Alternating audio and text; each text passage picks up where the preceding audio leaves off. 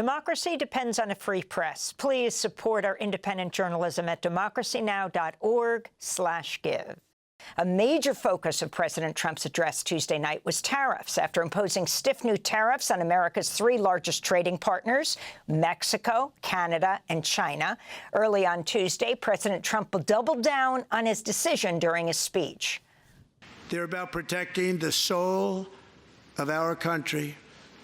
Tariffs are about making America rich again and making America great again, and it's happening, and it will happen rather quickly. There'll be a little disturbance, but we're okay with that. It won't be much. No, you're not. Oh.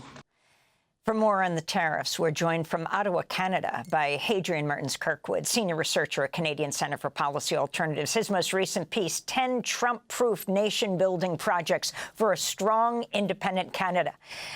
Hadrian, we only have a minute, but if you can respond to what President Trump has done, and of course, your Prime Minister, Trudeau, held a news conference saying, then we're going to have to retaliate and apologize to the American people for doing this, saying he understood it's the president, not the people. Well, I mean, if there's one feeling in Canada right now, it's probably betrayal. We've trusted this relationship with the U.S. for a century. We count on the U.S. as an economic partner. We're obviously very closely culturally tied. And this just kind of throws everything into question. How are we supposed to negotiate with a partner like this that tears up the trade agreement we have, that keeps moving the goalpost in terms of what Canada is supposed to do? It's just a really untenable situation.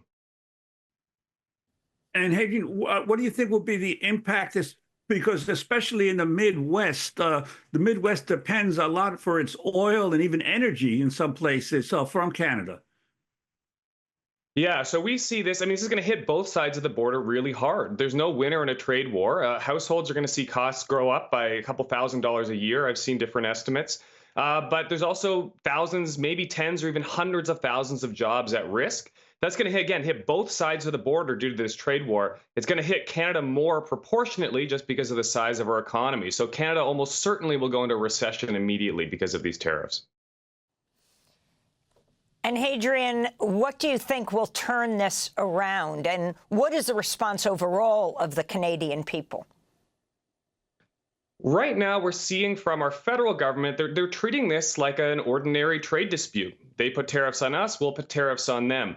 I'm not sure that's sufficient. And we're seeing some leaders in Canada talk about more ambitious measures, things like reducing the exports of electricity and critical minerals to the U.S., putting limits on procurement contracts, not allowing U.S. firms to do business here in different ways, pulling U.S. liquor off the shelves in some provinces. So there's all sorts of measures on the table. If there's one silver lining to this whole situation, it's that Canada seems to be more unified than ever across the political spectrum, that we need to really be disentangling ourselves from the U.S. economically.